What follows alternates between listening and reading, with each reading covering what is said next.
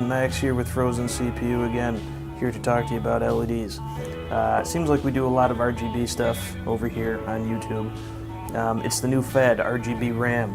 Okay, we did the RGB 24-pin cable, there's RGB fans, RGB liquid coolers, RGB all day long, okay, because that's what everyone wants. That's what I want, that's what you want. Let's talk about it. Alright, so Akasa. We have a couple new things here from Akasa. I got a 60 centimeter individually addressable RGB strip, and I believe this is a 1500 RPM fan. Just double checking, yep, 1500 RPM. This is, however, a 3-pin power fan. Little disappointed with that. I like PWM fans myself, but for those of you with old school fan controllers and don't have PWM headers and you want the 3-pin, you'll be happy. Alright, so we're going to get into this. A theme you're going to see around here with me is how I say that 12 volt RGB is phasing out. Reason being, 12 volt RGB, it's just all those LEDs are going to be on one color. They can kind of fade in and out, they can flash, turn on and off, which is flashing.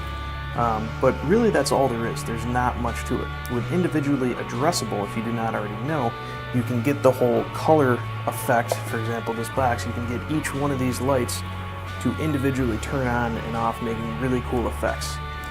The big problem today with RGBs is trying to find a controller.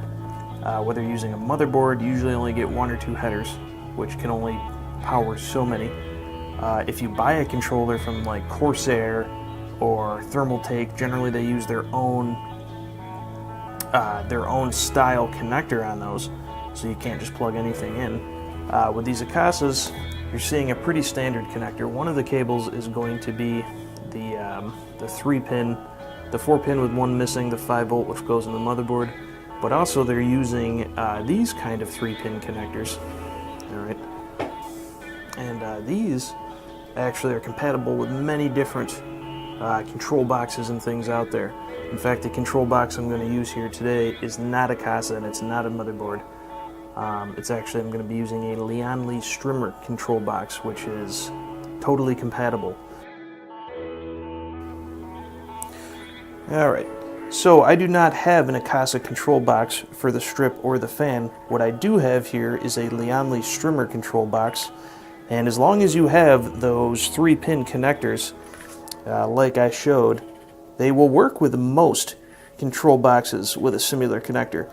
Things like Corsair and Thermaltake, they use their own sort of pins, which will not work with these. But in this case,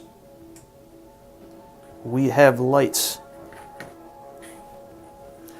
And using the Strimmer control bar I have here, which this usually goes on your expansion slot, the modes work. Okay, using the view for you. Going some different modes. This is all with the Strimmer control. Not designed for this, but it does work with 5 volt addressable. Alright, modes. The brightness works, the speed works. These are all just solid colors. Let's get into another mode. Alright, change the speed. Very cool. And also, this is going to go right along with your Strimmer. Alright.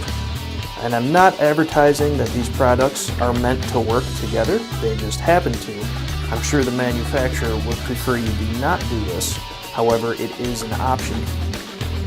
FrozenCPU, not responsible for damaged stuff.